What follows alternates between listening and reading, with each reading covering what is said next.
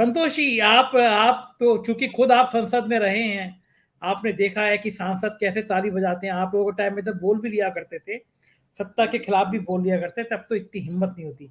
इस बजट को आप संसद वाले नजरिए से और फिर एक पत्रकार के नजरिए से किस तरह देखते हैं? देखिए, मैं तो आनंद जी को सुन रहा था और मुझे बहुत अच्छा लग रहा था, और मुझे लग रहा था कि मैं क्या बोलूं जिससे कि आनंद जी का गुस्सा थोड़ा कम हो। देखिए, ये बजट असल में इनके सिंह साहब बैठे हुए हैं, इसके ऊपर बोलने का जो अधिकार है किसी का, वो एनके सिंह जी का है, जो इसको अच्छी तरह समझ करके इसका अभिभाष्य करेंगे।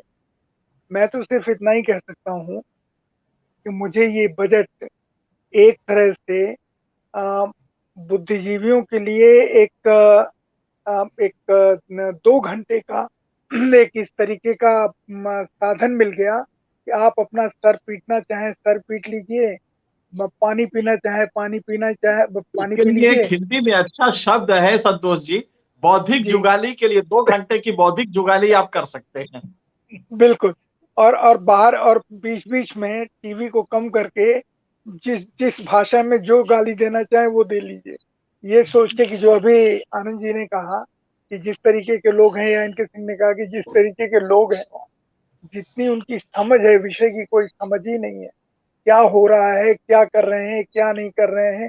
ये बिल्कुल एक ऐसे सिद्धांत के ऊपर है कि जो कि जैसे ही मैं कहूँ कि आसमान में बादल नहीं है, आसमान में घनघोर सूरज है और दूसरी तरफ बर्फ गिर रही, तो जो हम कह रहे हैं वो सारे लोग सियार की तरह हुआ हुआ कहने लगे, तो जंगल में शेर की आवाज नहीं सुनाई देगी, सियारों की आवाज सुनेगी।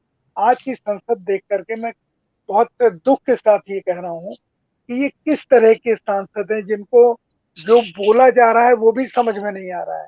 और जो बोल रही थी देवी जी, हमारे देश की वित्त मंत्री, उनके बारे में तो खैर कहने की जरूरत ही नहीं है। हम सब जानते हैं कि वो कितना बजट को समझती हैं, क्या उसका भाष्य करती हैं। और स्वयं प्रधानमंत्री जी तो विश्व के सबसे बड़े अर्थशास्त्र के ज्ञाता हैं। वो जो कह देते हैं वही नई लाइन बन जाती है। इस बजट में मैं पूरी तरह सहमत हूँ जो लोग ये कह रहे हैं कि इस बजट में किसके लिए क्या है। इस बजट में देश के लिए तो कुछ नहीं है। देश का मतलब अगर हम लोग माने तो वो जो 70% है उसके लिए इस बजट में कुछ नहीं है। आप कुछ भी गाली दे लीजिए, कुछ भी कह लीजिए, देश को जिधर जैसे मोड़ना चाहे, जिस तरीके से इस समय देश में किसी भी चीज को लेकर के एक ऐसे विषय को उठा करके जिसका कोई अर्थ नहीं है, उसी में सबको बहस में उलझा देना। और इस बजट की तो चर्चा मैं जो आप लोग कह रहे हैं वो तो ऐसे लग रहा है कि जैसे हम इस समय दुनिया के सबसे समृद्ध सबसे मजबूत देशों में हैं, और हमारे यहाँ हर एक के पास खाना पीना रोटी पानी सब कुछ है, और हम बहुत चैन से हैं। हम ये दुनिया जो जिन लोगों को नहीं दिखाई दे रहा है वो बिल्कुल आंख के अंधे हैं। नाम उनका नयन सुख है, वो भारत के वासी हैं। वो एनके सिंह और संजय जी आपके जैसे लोग हैं जिनको खामोखा कुछ अच्छा दिखाई नहीं देता कभी, और वो इतना अच्छा कर रहे हैं। तो मेरा कहना है कि इस बजट की किस तरह की चर्चा हो तो किन मुद्दों पर हो।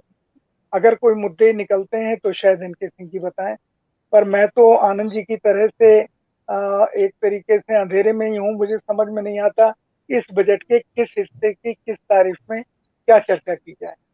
मैं नहीं समझ पा रहा हूँ। मैं अपने को इसमें नितांत मूर्ख और बुद्धिहीन मानता हूँ कि मैं इस बजट को नहीं समझ पाया। एनके सिंह जी, आप तो संतोष जी को तब से देख रहे हैं और इतने सीनियर जर्नलिस्ट हैं वो, हम लोग तो छोटे थे तब से पढ़ते हैं आपको, उनको सब हथियार डाल रहे हैं, केवल आप ही समझा सकते हैं। सबकी बातें सुन के आपको क्या लग रहा है? नहीं, मतलब कि इस समय हम लोग होड़ लगा सकते हैं कि कौन ज्यादा मूर्ख है। ये कमाल हम लोग की मूर्खता का नहीं है, ये मोदी जी के स्किल का है कि उन्होंने कुछ ऐसा 2 घंटे में दे दिया कि सब लोग सर खुजना रहे कि यार ये है क्या। तो खैर ये एक अलग पक्ष है। यहाँ पे सबसे बड़ी बात है कि निष्ठुर बजट मैं क्यों कह रहा हूं कि हृदयहीन बजट है, इसमें मानवीय कहीं हृदय इस बजट में दिखाई ही नहीं दे रहा कि थोड़ी सी तो संवेदना होती। आप गौर कीजिए, ये मॉडल जो इकोनॉमी का 1990 से चला आ रहा है, इसमें इनबिल्ट है कि रिच पुअर डिवाइड बढ़ेगा। इकोनॉमिक्स में एक जीनी कोएफिशिएंट होता है, उस पैमाने पे देखा जाता है। तो रिच पुअर डिवाइड भारत में इतना बढ़ा कि कोरोना काल में जब कोई फैक्ट्री नहीं चल रही थी, कोई फैक्ट्री धुआं नहीं उगल रही थी, तब अंबानी की आमदनी हर घंटे 90 करोड़ रुपए बढ़ रही थी। 12 करोड़ लोग सड़क पे एड़ी रगड़ते हुए मरते हुए अपने गांव में गए और बेरोजगार हो गए। उस हालत से आज आप यहाँ हैं, तो पहला काम आपको क्या करना था? इस मॉडल में जो रिच पुअर डिवाइड बढ़ा है, इसमें कम से कम जो टॉप 0.01% ही है, उनसे एक सुपर टैक्स लेके, सुपर रिच टैक्स जिसे कहते हैं, उनसे लेके आप इनको डायरेक्ट डिलीवरी मोड में दे दें, जो ब्राजील ने किया था एक जमाने में बोल्सा फैमिलिया नाम की स्कीम से।